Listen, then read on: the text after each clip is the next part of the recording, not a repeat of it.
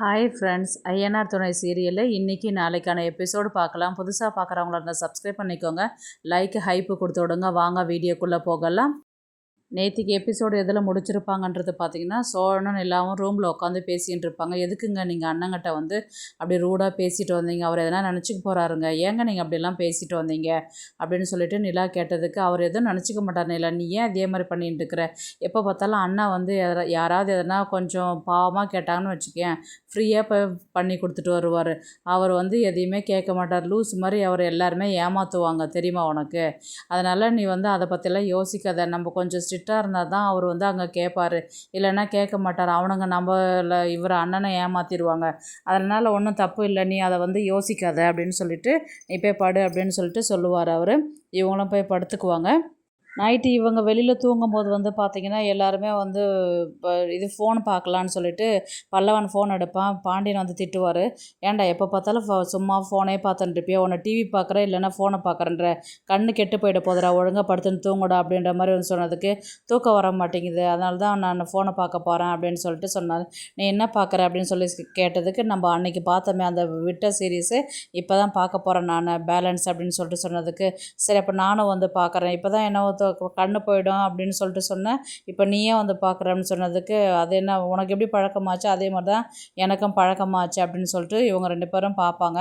உடனே பல்லவன் வந்து சேரன் கிட்ட தான் வந்து, அண்ணா நீயும் வரியா நான் பார்க்கலான்னு? இல்லைடா நான் பார்க்கலடான்னு. அதுக்கப்புறம் வந்து கதை தெரியல புரியலன்னு வந்து என்ன திரும்ப கதை கேட்கக்கூடாது, நான் சொல்ல மாட்டேன் அப்படின்னு சொன்னதுக்கு, சரி வெயிடா அப்படின்னு சொல்லிட்டு இவர் சொல்லுவார். ஆனால் அவர் டிவி பார்க்கும்போது சோழன் பேசின இது தான் வந்து யோசிச்சுக்கிட்டே இருப்பார். என்ன ஏன்னா இந்த மாதிரி நீயும் வேலை செய்வ ஃப்ரீயாக, நிலா வந்து எப்படி வேலை செய்வாங்களா ஃப்ரீயாக அப்படின்ற மாதிரி சொன்னாங்க இல்லையா, அதையே அவர் வந்து யோசிச்சுக்கிட்டே உட்காண்ட்ருப்பார். உடனே வந்து அவர் ரொம்பவே கஷ்டப்பட்டு ஃபீல் பண்ணுவார். இவங்க என்ன பண்ணுவாங்க, தூங்கிட்டு ஏன்னா உம்மன் இருக்கிற அப்படின்னு சொல்லிட்டு இவங்க கேட்டதுக்கு, இல்லைடா சோழன் வந்து அப்படி பேசிட்டான், அதுதான் ரொம்ப கொஞ்சம் கஷ்டமாக இருக்குது, அவன் ஏதோ உரிமையில் தான் பேசினான், இருந்தாலும் சட்டு சட்டுன்னு வார்த்தையை விட்டுறான் அப்படின்ற மாதிரி சொன்னதுக்கு, உடனே பல்லவன் வந்து அண்ணன் வந்து ரொம்ப மாறிடுச்சு இல்லைண்ணே அப்படின்ற மாதிரி கேட்டதுக்கு, மாறிட்டான்டா, ஒரு விதத்தில் நல்லதாக இருக்குது, ஒரு விதத்தில் வந்து பார்த்தோன்னா கொஞ்சம் கஷ்டமாக தான் இருக்குது, என்ன பண்ணுறது அப்படின்ற மாதிரி தான் வந்து பாண்டியனும் வந்து சொல்லுவாங்க. அடுத்த நாள் காலையில் வந்து பார்த்திங்கன்னா, இவர் நிலா வந்து வெளியில் வருவாங்க. பால் வந்து அப்படியே வச்சுருக்குவாங்க. பால் வந்து காய்ச்சாத இருக்கும். எங்கே அண்ணன் எங்கே அப்படின்னு சொல்லிட்டு கேட்டதுக்கு, அண்ணன் எனக்கு தெரியல அப்படின்ற மாதிரி தான் சொல்லுவாங்க. அப்புறமேட்டு சரி சாப்பாடாவது செய்யலாமான்னு சொல்லிட்டு பார்க்கும்போது, எல்லாமே டிஃபன் எல்லாம் செஞ்சு வச்சுருக்கோம். மத்தியான சாப்பாடும் செஞ்சு வச்சுட்ருக்கோம். எல்லாத்தையும் செஞ்சு வச்சுட்டு டீ கூட போடாத இவர் எங்கே போயிட்டார் அப்படின்னு சொல்லிட்டு இவர் பாண்டியன்கிட்ட பல்லவன்கிட்ட கேட்டதுக்கு, எனக்கு தெரியாதுங்க எங்கே போயிருக்கிறாங்கன்னு. அண்ணன் அந்த மாதிரி எதனா வேலை இருந்தால் சொல்லாத போய்டும் அண்ணி, அதை போயிட்டு பார்த்துட்டு வந்துடுவாங்க அப்படின்னு சொல்லி கேட்டதுக்கு, உடனே நீ கால் பண்ண அப்படின்னு சொன்னதுக்கு, பல்லவன் வந்து கால் பண்ணும்போது ரிங் போகும், யாரும் எடுக்க மாட்டாங்க. உடனே நிலா வந்து கால் பண்ணும்போது, இதை வந்துட்டேன்ப்பா, ஒரு வேலை விஷயமா வெளியில் வந்திருக்கிறேன் நான் அப்படின்ற மாதிரி தான் சொல்வார். உடனே வந்து கட் பண்ணிவிட்டு, இந்த மாதிரி ஒரு வேலை விஷயமா அண்ணன் போயிருக்கு தான் இப்போ வீட்டுக்கு வந்துட்டுருக்கு அப்படின்னு சொல்லிட்டு சொன்னார் அப்படின்னு சொல்லிட்டு சொன்னதுக்கு, ஆமாம் அண்ணி, அண்ணன் எப்போவுமே இப்படி தான் பண்ணோம் அப்படின்ற மாதிரி தான் வந்து அவங்க சொல்லுவாங்க. அதுக்கப்புறம் சேரன் வீட்டுக்கு வந்தோடனே, அண்ணா எங்கே நான் காலையில் அவ்வளோ காலையில் சொல்லாத கொள்ளாத போயிட்டீங்க அப்படின்னு கேட்டதுக்கு, இல்லைப்பா உனக்கு பணம் கொடுக்குறேன்னு சொல்லிட்டு சொன்னாங்கல்ல, காலையில் கால் பண்ணதுக்கு சுவிட்ச் ஆஃப்லாம் வந்தது நைட்டெல்லாம், அதனால தான் சரி காலையில் போய் கேட்டு வரலான்னு போனேன், உனக்கு அமௌண்ட் வந்து 2 மணி நேரத்தில் வந்து போட்டுருவேன்னு சொல்லிட்டு சொன்னாங்க அப்படின்னு சொல்லிட்டு சொல்லும்போது, அந்த நேரத்தில் வந்து சோழன் வருவார்.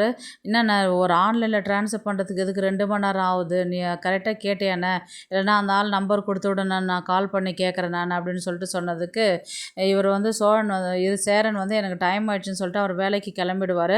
உடனே நிலா வந்து சோழன்கிட்ட வந்து, எதுக்குங்க ஃபோன் நம்பர்லாம் கேட்குறீங்க, அவர் தான் போய் சொல்லிகிட்டே வந்துட்டுருக்கிறாருல, கண்டிப்பாக வந்துடும், நீ எதுக்கு என்ன தேவையில்லாதா அவரை வந்து ஒரு மாதிரி கஷ்டப்படுத்துகிற மாதிரி பேசிகிட்டு இருக்கிறீங்க அப்படின்னு கேட்டதுக்கு, அப்படிலாம் நான் ஒன்றும் தப்பாக ஒன்றும் கேட்கலையா அண்ணா, ஒன்றும் அது மாதிரிலாம் நினச்சிக்காத நிலா, நீ உன் வேலையை போய் பாரு நிலா அப்படின்ற மாதிரி தான் வந்து அவர் சொல்லுவார். உடனே பாண்டியன் வந்து, நீ பண்ணுறதுலாம் ரொம்ப ஓவராக இருக்குடா, இதெல்லாம் கொஞ்சம் கூட சரியில்லை, நீ உன்னை மாற்றிக்கணும், என்னத்துக்கு அண்ணன் கஷ்டப்படுத்துகிற மாதிரி பேசுகிற, நைட்டெல்லாம் நீ பேசுறதை நினச்சிக்கிட்டு அது சரியாக கூட தூங்க வெயில புரண்டு புரண்டு படுத்துச்சு தெரியுமா அப்படின்னு பாண்டியன் சொன்னதுக்கு, சோழன் வந்து சொல்லுவார், நான் பேசுனதுக்கெல்லாம் கஷ்டப்பட்டுச்சுன்னா அண்ணன் வந்து டைரெக்டாகவே என்னை கேட்டுரும், அந்த மாதிரிலாம் வந்து நீங்கள் பொய்யா வந்து சொல்லிட்டு இருக்காதீங்க, தேவையில்லாத எல்லா பிரச்சனையும் பிரச்சனை ஏமாலத்தி நிற்காதீங்க நீங்கள் அப்படின்ற மாதிரி தான் வந்து பாண்டியன்கிட்ட சண்டை போடும்போது இவங்க என்ன பண்ணுவாங்க, அடிச்சுக்கின்னு படுத்துக்கின்னு உருள்வாங்க.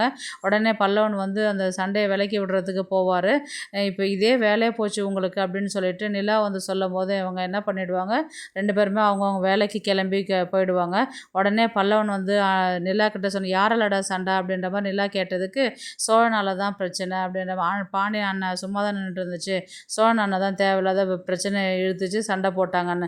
எனக்கு வர ஆத்தத்துக்கு செம காண்டாவுதானே இவங்க பண்ணுறதெல்லாம் பார்த்தா, பேசாத அடிச்சணும் போல இருக்குதுன்னு.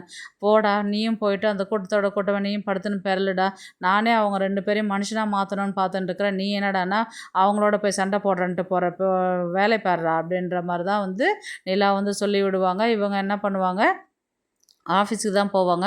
ஆஃபீஸில் போனவுடனே திவ்யாவுக்கு வந்து ஒரு மெசேஜ் வரும், ஃபுல் அமௌண்ட் வந்து செட்டில் ஆகிடுச்சு, இப்போ நீ உங்கள் அண்ணங்கிட்ட ரிலேஷன் யாரோ சொல்லியிருந்தாங்கன்னு சொன்னார், அவங்க ஃபுல் அமௌண்ட்டுமே செட்டில் பண்ணிட்டாங்க நிலா அப்படின்ற மாதிரி சொன்னதுக்கு, அவங்க கூட இருக்கிற இன்னொரு ஃப்ரெண்டு வந்து பார்த்திங்கன்னா, என்னதான் இருந்தாலும் நம்ம ரிலேஷனு ஃப்ரெண்டெல்லாம் போனால் கொஞ்சம் பணம் வர்றது முன்ன பின்ன ஆகும், இதனால் மன சங்கடமாகும் அப்படின்ற மாதிரி வந்து சொன்னதுக்கு, திவ்யா வந்து உடனே என்ன சொல்லுவாங்கன்னா, நம்மளுக்கு ப்ராஜெக்ட் கிடைக்கிறதே பெரிய விஷயமா இருக்குது, நம்ம நிறைய ப்ராஜெக்ட் பண்ணியிருந்தாக்கா செலக்ட் பண்ணி பண்ணலாம், எதுவுமே இல்லாத பட்சத்தில் இப்படி எதனா ஆர்டர் வந்து எடுத்தால் தான் உண்டு அப்படின்ற மாதிரி தான் வந்து இப்போ இவங்க நிலாவுக்கு சாதகமாக பேசுவாங்க. அவங்க வந்து சாரி நிலா தப்பாக நினச்சிக்காத அப்படின்ற மாதிரி சொன்னதுக்கு, நான் எதுவும் நினச்சிக்கல அப்படின்ற மாதிரி தான் வந்து சொல்லுவாங்க. இப்போது பாண்டியனை தான் காமிப்பாங்க. பாண்டியன் வந்து அந்த வண்டியெல்லாம் செம பக்காவாக ரெடி பண்ணிவிட்டு வண்டி கவர் வாங்கி போட்டு வச்சுருப்பான், நாளைக்கு நான் போயிட்டு உடனே வானதியை கூட்டிகிட்டு வந்து அவளை இங்கே சர்ப்ரைஸ் பண்ண போகிறேன்டா அப்படின்ற மாதிரி தான் வந்து முருகன்கிட்ட சொல்லிகிட்டு இருக்கும்போது, வானதி வந்து வண்டி ஓட்டிக்கிட்டு நேராக கடையாண்ட தான் வருவாங்க. யாருது இது வண்டி, உங்கள் அண்ணன் தான் அப்படின்னு கேட்டதுக்கு, எங்கள் அண்ணன் தான் டாக்டர் வந்து கார் வாங்கிட்டார், அவர் தான் எனக்கு இந்த வண்டியை கொடுத்தாரு அப்படின்னு சொன்னோடனே பாண்டியனுடைய முகம் மாறிடும். இவங்க முருகன் வந்து இந்த வண்டியும் வானதையும் பார்ப்பாங்க. என்ன பாண்டி வண்டி சூப்பராக இருக்குதா, கண்டிஷன்லாம் நல்லா இருக்குதா பாரேன், வாயன் ஒரு ரவுண்டு போயிட்டு வரலாம் அப்படின்னு சொல்லிட்டு வானதி வந்து கேட்பாங்க பாண்டியன்கிட்ட. அவங்க பாண்டியன் வந்து வரமாட்டேன் அப்படின்னு சொல்லிட்டு சொல்லுவாங்க.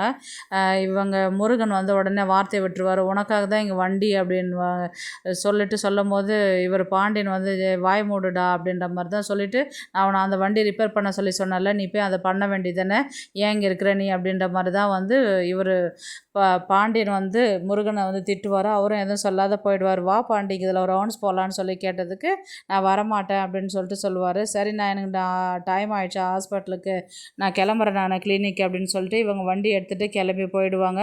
ரேட் எவ்வளோன்னு கேட்டதுக்கு, ரேட்டெல்லாம் ஒன்றும் சொல்லலை, அப்புறமேட்டு பேசிக்கலாம், இப்போ இதில் என்ன ரேட்டெல்லாம் ஒன்றும் முக்கியம் இல்லை, நீங்கள் வண்டி எடுத்துன்னு போங்க அப்படின்ற மாதிரி தான் வந்து எனக்கு சொன்னார். அதனால் டாக்டர் ரொம்ப நல்லவர் இல்லையா அப்படின்ற மாதிரி தான் வந்து வானதி வந்து பாண்டியன்கிட்ட சொன்னதுக்கு, ஆமாம் அந்த மொக்க டாக்டர் ரொம்ப நல்லா தான், சரி நீ கிளம்பி போ, எனக்கு கொஞ்சம் வேலை இருக்குது அப்படின்னு சொன்னதுக்கு, ரொம்ப தான் ஓவராக பண்ணுற பாண்டி, வாயன் ஒரு ரவுண்டு தான் போயிட்டு வரலான்னு கூப்பிட்டா வரமாட்டேங்கிறியே அப்படின்னு கேட்டதுக்கு, எனக்கு வேலை இருக்குடி, நீ முதல்ல கிளம்புடி அப்படின்ற மாதிரி தான் வந்து அவர் சொல்லி அனுப்பி விடுவார். இவங்களும் வந்து கிளம்பி வந்துடுவாங்க. அடுத்தது வந்து இவங்க டாக்டர்கிட்ட தான் வந்து, டாக்டர் செம ஸ்மூத்தாக போகுது வண்டி செம சூப்பராக இருக்குது, எவ்வளோன்னு சொல்லுங்கள், நான் அமௌண்ட்டு கொடுத்துட்றேன், அமௌண்ட்லாம் தர வேணாம் வானதி, நீங்களே வச்சுக்கோங்க, இது என்னோடய கிஃப்டாக நீங்கள் வச்சுக்கோங்க, நீங்கள் கடை ஓப்பன் பண்ணீங்கல்ல அதுக்கு ப்ரைஸாக இதை வச்சுக்கோங்க அப்படின்ற மாதிரி தான் சொன்னதுக்கு, நிஜமாக சொல்கிறீங்க டாக்டர், ரொம்பவே thanks doctor, thank you so much doctor அப்படின்ற மாதிரி தான் வானதி வந்து சொல்லுவாங்க. இது வந்து பாண்டியன் வந்து எதாச்சும் அந்த பக்கம் போகிற மாதிரி தான் இருக்கும். இவங்க என்ன பண்ணுவாங்க, கை கொடுத்து தேங்க்ஸ்ன்னு சொல்லிட்டு கையை வந்து ஷேக்கன் பண்ணுவாங்க. இதை வந்து பாண்டியன் வந்து பார்த்துருவார். இவர் சடனாக நின்றுட்டு அதை பார்த்துட்டு அப்புறம் அங்கேருந்து கிளம்பி போயிடுவார். இவங்க வந்து ரொம்பவே தேங்க்ஸ் டாக்டர் அப்படின்னு சொல்லிட்டு அதுக்கப்புறம் இவங்க உள்ளார போயிட்டு வேலை செய்கிற மாதிரி தான் கொண்டு போவாங்க. உடனே வானதி தான் வந்து பாண்டியனுக்கு கால் பண்ணுவாங்க. பாண்டியன் வந்து எடுக்கவே மாட்டார். திரும்பவும் வந்து பாண்டியனே திரும்ப கால் பண்ணும்போது, என்ன பாண்டியன் நான் கால் பண்ண நீ எடுக்கவே இல்லை, இப்போ நீயே கூப்பிட்ருக்குற, நீ தான் கால் பண்ணலை, நான் வேலையாக இருந்தேன், என்ன விஷயம் சொல்லு, என்னத்துக்கு கால் பண்ணினேன் அப்படின்னு சொல்லி கேட்டதுக்கு, இல்லை பாண்டி நான் டாக்டர் எவ்வளோ காசு சொல்லுவாருன்னு சொல்லிட்டு தானே எதிர்பார்த்தேன்ல, ஆனால் டாக்டர் காசெல்லாம் எதுவும் கேட்கல பாண்டி, ஃப்ரீயேன்னு சொல்லிட்டார் பாண்டி பாண்டி. எனக்கு அதுதான் சந்தோஷம் தாங்க முடியல. அதுதான் உங்கள்கிட்ட சொல்லலான்னு சொல்லிட்டு நான் கால் பண்ணேன் பாண்டி. எனக்கு ரொம்ப சந்தோஷமாக இருக்குது. டாக்டர் ரொம்ப நல்லவர் இல்லை, நல்லா ஜோக் பண்ணுறாரு, ஒரு ஹெல்பிங் டெண்டன்சி இருக்குது, நல்ல மனசு இருக்குது, நல்ல ஜோவிலாக பழகுறாரு, ஒரு ஃப்ரெண்டு மாதிரி பழகுறாரு. எனக்கு அந்த டாக்டர் ரொம்ப பிடிச்சிருக்குது பாண்டி அப்படின்ற மாதிரி தான் வந்து பாண்டியன் வந்து சொல்லுவார். இதெல்லாம் சொல்லும் போது பாண்டியனுக்கு செம்ம காண்டாகும். சரி சரி எனக்கு டைம் ஆயிடுச்சு, நான் வைக்கிறேன் நான் அப்படின்னு சொல்லிட்டு இவர் ஃபோனை வச்சுருவார். சேரன் வந்து பணம் வாங்கினது வந்து நம்மளுக்கு யாருக்குமே காட்டவே இல்லைங்களா? அவங்க வந்து நாளைக்கு அவர் சேரன் எப்படி போய் கேட்டிருப்பாருன்னா, கையில் காலில் விழுந்தாவது தயவுசெய்து எப்படியாவது அந்த பணத்தை கொடுத்துருங்க அப்படின்ற மாதிரி தான் வந்து கேட்டதுக்கு அவங்க என்ன பண்ணுவாங்க, இந்த கான்ட்ராக்டோட கடைசி, இதுக்கப்புறம் நான் உனக்கு கான்ட்ராக்ட் எதுவும் நான் கொடுக்க மாட்டேன், உன் சவகாசமே எனக்கு வேணாம், உனக்கு பணம் தானே வேணும், நான் அதை போட்டு முடிச்சிடுறேன், இனி வந்து உனக்கு வேலையெல்லாம் இங்கே கிடையாது, நீ வேறு ஆளை இன்ஜினியர் பார்த்து வேறு இடத்துல நீ வேலைக்கு சேர்ந்துக்கோன்னு சொல்லிட்டு அவங்க சொல்லி அமுச்சிருப்பாங்க. இவர் வந்து வேலை அந்த இடத்துலேருந்து போயிட்டு வேறு இடத்துல வேலைக்கு தேடுறதுக்கு அவர் அவ்வளோ சீக்கிரம் கிளம்பி போயிருப்பார். இப்படி தான் விஷயத்த கொண்டு வருவாங்க. ஏன்னா அவர் வந்து நான் என்ன உன் பணத்தை ஏமாற்றிட்டு போயிடுவேன்னா, நான் சொல்லி தான் நீயே வீடு கட்டுறதுக்கு உனக்கே ஒரு வேலை, நீ வந்து எனக்கு பணம் போடுன்னு சொல்லிட்டு சொல்கிறே நீ அப்படின்னு சொல்லிட்டு, உனக்கு என்ன அந்த ஆர்டர் அந்த டிசைன் போட்டு கொடுத்ததுக்கு உனக்கு பணம் தானே வேணும், நான் பணத்தை நான் போட்டுடுறேன், இனி நீ இங்கே வேலை செய்யக்கூடாதுன்னு சொல்லிட்டு சொன்னதுனால தான் அவர் அங்கேருந்து கிளம்பியே வந்திருப்பார். அதுக்கப்புறம் வந்து இந்த விஷயம் வந்து பின்னாடி தான் வந்து தெரியற வர மாதிரி வரும். அதுக்கப்புறம் சோழன் தான் வந்து மன்னிச்சிருண்ணே, எனக்கு தெரியாதுண்ணே, எனக்கு உனக்கு வேலை போனது அதில் என்னால் தான் நீ போய் அவங்கக்கிட்ட கேட்டு அசிங்கப்பட்டதுனால என்னை மன்னிச்சிருண்ணே அப்படின்னு சொல்லிட்டு சோழன் வந்து சேரன்கிட்ட கேட்குற மாதிரி இருக்கும். அதெல்லாம் ஒன்றும் இல்லைடா, எதுவாக இருந்தாலும் நீ என் தம்பி தானடா, நீ என்ன பேசினாலும் நான் எதுவும் தப்பாக நினச்சிக்க மாட்டேன்டா அப்படின்ற மாதிரி தான் வந்து அவர் சொல்லிட்டு போவார். உடனே நிலா வந்து சாரிண்ணா, என்னால் தானே உங்களுக்கு வேலை போயிடுச்சு அப்படின்ற மாதிரி தான் வந்து நிலாவும் வந்து சொல்லுவாங்க. அதெல்லாம் ஒன்றும் இல்லைப்பா, இந்த வேலைன்னா என்ன, வேறு வேலை பார்த்துக்கலாம், நீ அதை பற்றிலாம் யோசிச்சுட்டு இருக்க, அதை விட்டுட்டு வேலையை பாரு அப்படின்ற மாதிரி தான் வந்து அவர் சொல்லிட்டாங்க வந்து கிளம்பிடுவார். உடனே நிலா தான் சோழனை பார்த்து திட்டுவாங்க. நான் தான் சொன்னேன் இல்லை, நீங்கள் அண்ணனை ரொம்பவே ஹர்ட் பண்ணுற மாதிரி பேசியிருக்கிறீங்க அப்படின்னு சொன்னதுக்கு, அதெல்லாம் அவர் நினச்சிக்க மாட்டார்னு இன்றைக்கி நம்மளால் அவருக்கு வேலையே போயிடுச்சு, இப்போ இதுக்கு என்ன பண்ண போகிறீங்க அப்படின்ற மாதிரி தான் வந்து இவங்க நிலா வந்து சோழனை பார்த்து திட்டிட்டு கேட்டுன்னு இருப்பாங்க. எனக்கு புரியுது நிலா, நீ வந்து கரெக்டாக கெஸ் பண்ணுற, ஆனால் நான் தான் தெரியாத வார்த்தையை விட்டுட்டேன்ல, என்னை மன்னிச்சிரு நிலா அப்படின்ற மாதிரி தான் சொன்னதுக்கு, என்கிட்ட மன்னிப்பு கேட்டேன் என்ன புண்ணியம், உங்கள் அண்ணங்கிட்ட போய் மன்னிப்பு கேளுங்க அப்படின்ற மாதிரி தான் வந்து நிலா வந்து சொல்லுவாங்க. உடனே நிலா இவர் சோழன் வெளியில் போயிட்டு சேரனை கட்டி பிடிச்சாண்ணா, என்னை மன்னிச்சிருண்ணா, தெரியாத நான் பண்ணிட்டேன் தப்பு, அதனால் சாரிண்ணா அப்படின்ற மாதிரி தான் வந்து சோழன் வந்து சேரனை பார்த்து கட்டி பிடிச்சி மன்னிப்பு கேட்குற மாதிரி தான் இருக்கும். கதையை வந்து அப்படி தான் கொண்டு போவாங்க.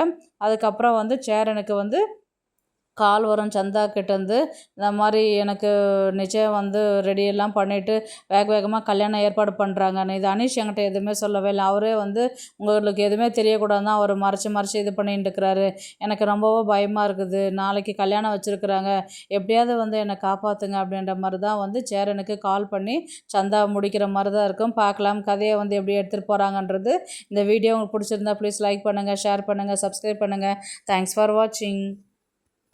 இந்த வீடியோ பிடிச்சிருந்தா லைக் பண்ணுங்க, நம்ம சேனலை சப்ஸ்கிரைப் பண்ணுங்க. உங்க ஆதரவு ரொம்ப முக்கியம். நன்றி.